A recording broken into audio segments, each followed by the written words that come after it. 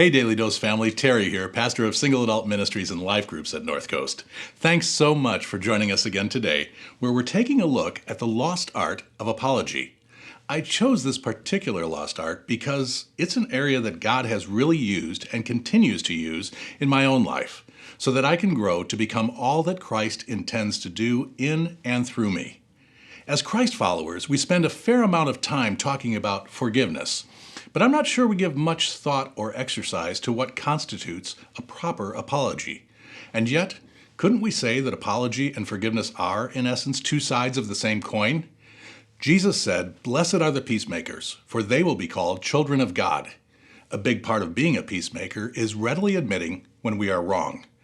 Peacemakers forgive when they need to forgive and apologize when they offend someone else.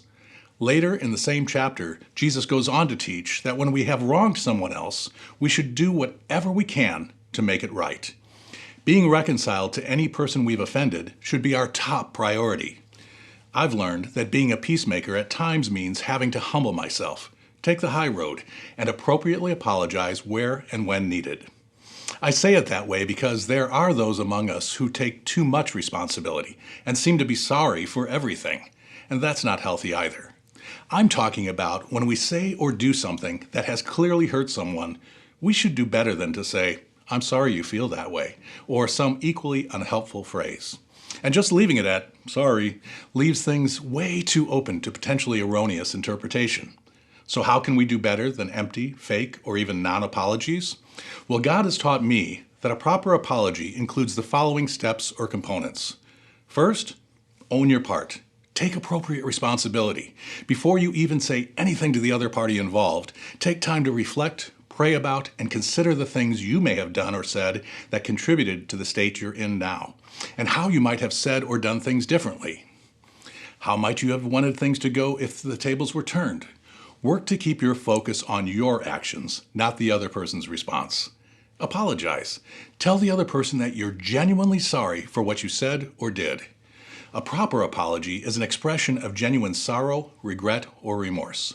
There must be sorrow over our sin in order for there to be true repentance.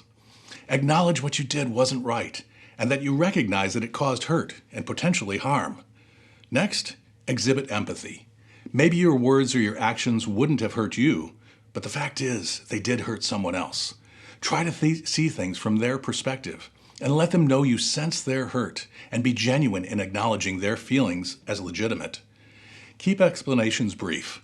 Explain yourself if the reason is relevant, but keep it brief, and remember that it doesn't justify your behavior, and tell them so. For example, "I was stressed out about my project deadline, but that didn't make it okay for me to yell at you. I'm really sorry I acted that way." Acknowledge your desire to change and act differently. Cite specific ideas you have for how you'd correct your behavior under similar circumstances going forward. Nicely, ask for feedback, and if they have any additional ideas on how to make things better. And finally, move forward. What happens next isn't really up to you.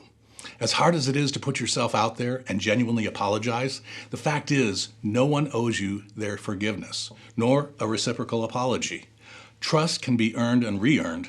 Forgiveness is a gift of grace, but quite honestly, one that none of us truly deserve. After you've done each of the other steps, just say, "I hope you're able to forgive me," and leave it at that. This allows the other person to process and respond in their own way and time. Ultimately, their forgiveness is between them and God.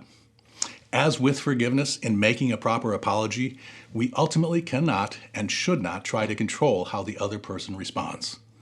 But it's vitally important in being the people of God has created us to be, and in maintaining the relationships He's given us, that we do our part and leave the rest to Him, the God of all power, authority, and wisdom. We'll see you next time.